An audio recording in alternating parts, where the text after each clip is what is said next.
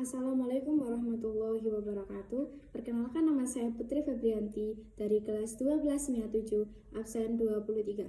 Di sini saya akan menjelaskan tentang materi PPKN kelas 12 semester 1. Materi yang akan kita bahas yaitu 1. Kasus-kasus pelanggaran hak dan pengingkaran kewajiban warga negara. Kita akan membahas makna hak dan makna kewajiban terlebih dahulu.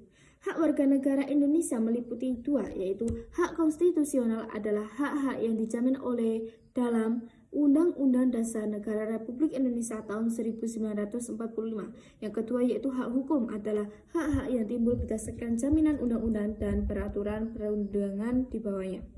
Hak asasi manusia adalah hak yang melekat pada diri setiap pribadi manusia.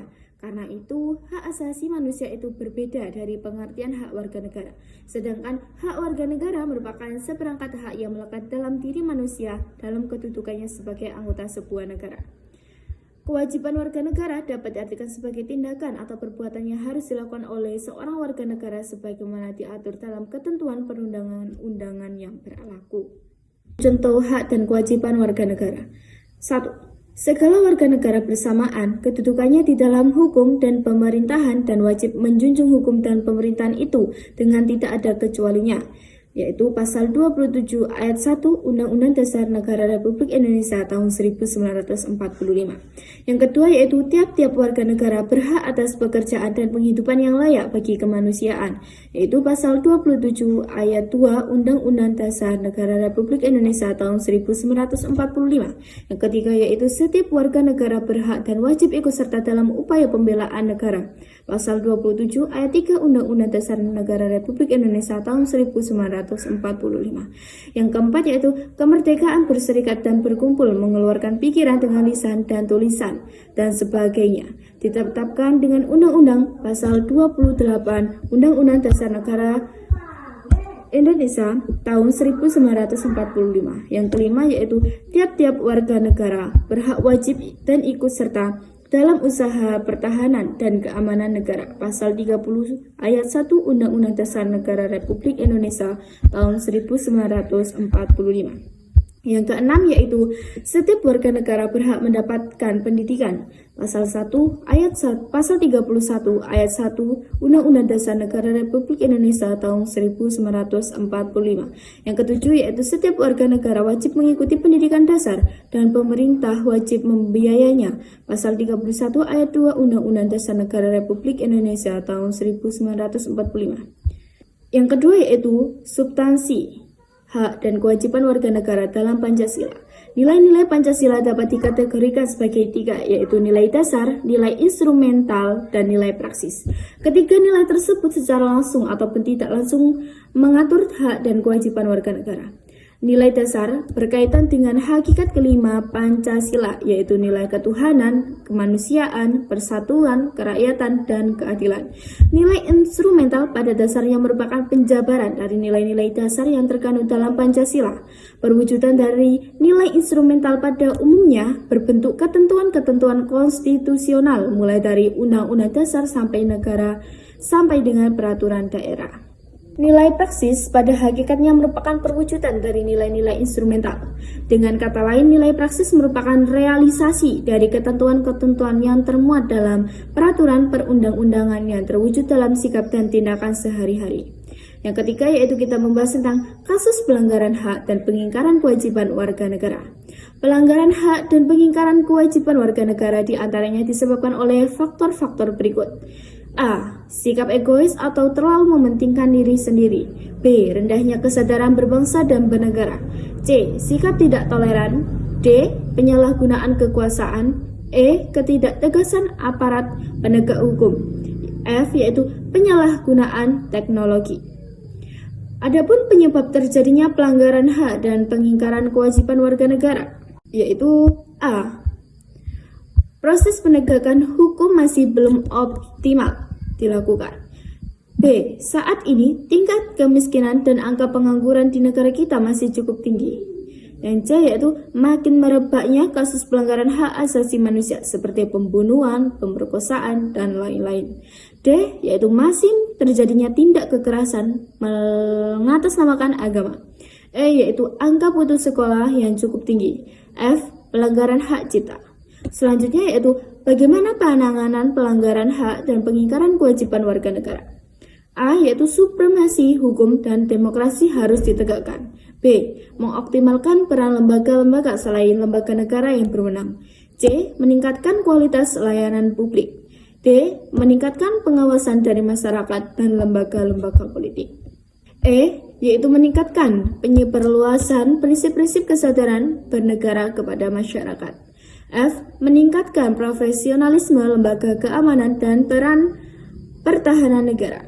G. Meningkatkan kerjasama yang harmonis antar kelompok atau golongan dalam masyarakat. Selanjutnya yaitu tindakan penanganan dilakukan oleh lembaga negara yang mempunyai fungsi utama untuk menegakkan hukum seperti berikut. A. Kepolisian melakukan penanganan terhadap kasus-kasus yang berkaitan dengan pelanggaran terhadap hak warga negara untuk mendapatkan rasa aman. B. Tentara Nasional Indonesia melakukan penanganan terhadap kasus-kasus yang berkaitan dengan gerakan separatisme, ancaman keamanan dari luar, dan sebagainya. C. Komisi Pemberantasan Korupsi melakukan penanganan terhadap kasus-kasus korupsi dan penyalahgunaan keuangan negara. D. Lembaga peradilan melakukan perannya untuk menjatuhkan vonis atau kasus pelanggaran hak dan pengingkaran kewajiban warga negara. Materi kedua yang akan kita bahas yaitu tentang perlindungan dan penegakan hukum di Indonesia. Pertama, hakikat perlindungan dan penegakan hukum. Menurut Simanjuntak, perlindungan hukum adalah sebagai segala upaya pemerintah untuk menjamin adanya kepastian hukum serta memberi perlindungan kepada warganya agar hak-haknya sebagai warga negara tidak dilanggar dan bagi yang melanggarnya akan dapat dikenakan sanksi sesuai peraturan yang berlaku. Penegakan hukum merupakan upaya untuk melaksanakan ketentuan-ketentuan hukum dalam berbagai macam bidang kehidupan. Pentingnya perlindungan dan penegakan hukum. A. Tegaknya supremasi hukum. B. Tegaknya keadilan. C. Mewujudkan perdamaian dalam kehidupan di masyarakat. Peran lembaga penegak hukum dan menjamin keadilan dan kedamaian.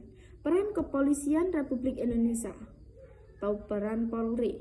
Polri sebagai penyidik utama yang menangani setiap kejahatan secara umum dalam rangka menciptakan keamanan dalam negeri. Pasal 16 Undang-Undang RI Nomor 2 Tahun 2002 tentang Kepolisian Republik Indonesia. Peran Kejaksaan Republik Indonesia.